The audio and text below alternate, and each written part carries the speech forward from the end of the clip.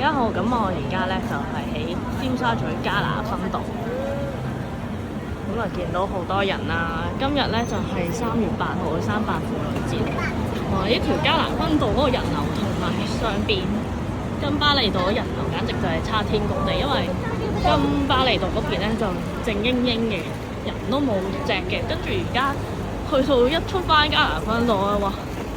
呢個人流先至似係尖沙咀星期日嘅人流咯。咁就見到呢間 Jubilee 已經裝修好晒啦，已經啱啱開咗張啦。咁呢條就係厚福街啦，前面嗰條咁就帶大家睇睇最近嗰個情況係點樣樣，因為好似就見到有2個細位已經裝咗就裝緊修嘅，係啦。我等啲車過咗先。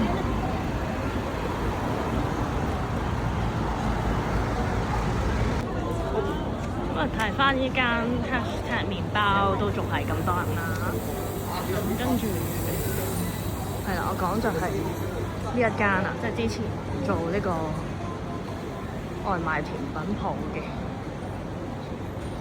我開咗間再睡5分鐘原來，呢間又係裝緊修，咁前邊就係呢個厚福街8號啊。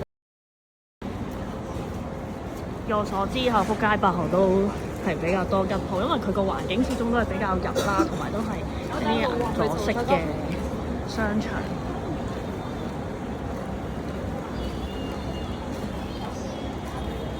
咁前邊仲有2個吉位啊，呢個地下年獨立人口7200尺，仲係吉咗。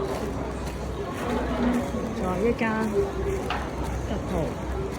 係啦，咁就應該冇啦，其他都係有租約嘅，開緊檔嘅。